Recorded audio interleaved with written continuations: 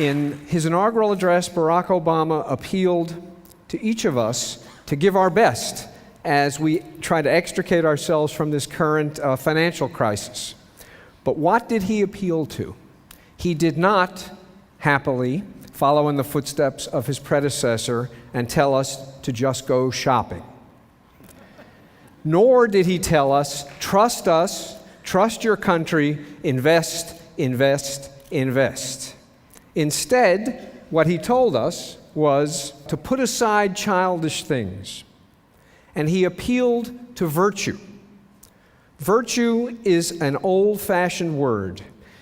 It seems a little out of place in a cutting-edge environment like this one.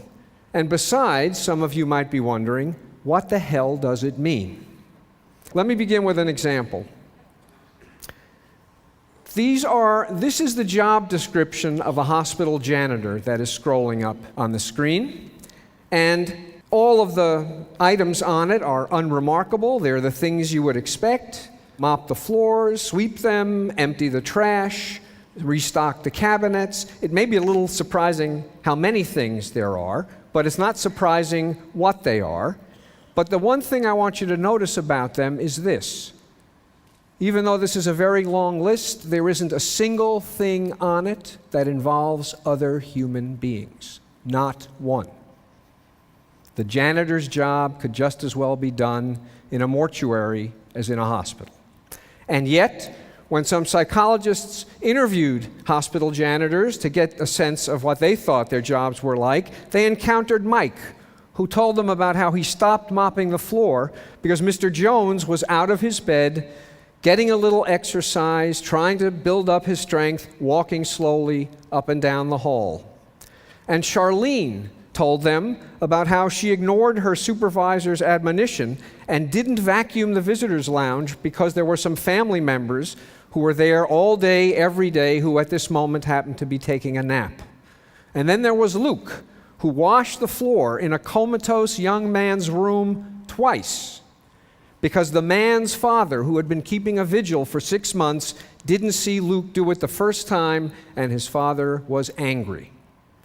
And behavior like this from janitors, from technicians, from nurses, and if we're lucky every now and then from doctors, doesn't just make people feel a little better, it actually improves the quality of patient care and enables hospitals to run well.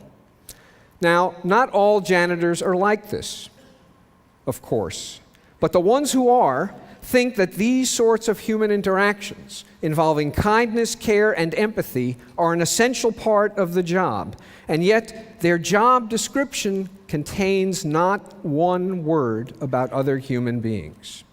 These janitors have the moral will to do right by other people, and beyond this, they have the moral skill to figure out what doing right means.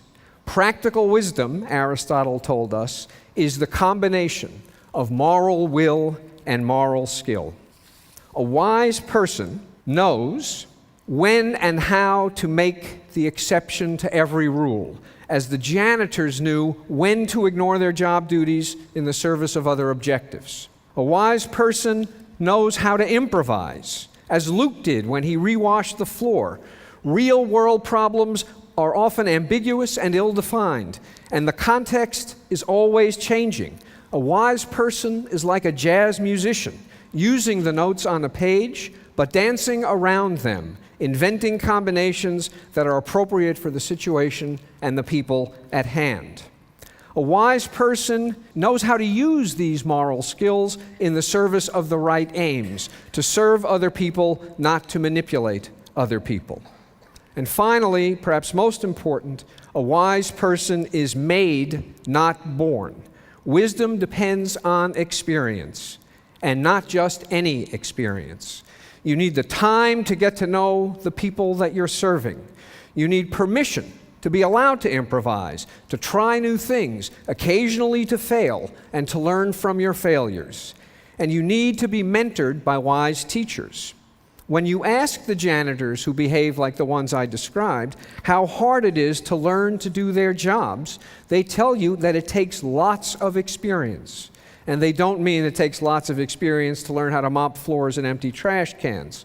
It takes lots of experience to learn how to care for people.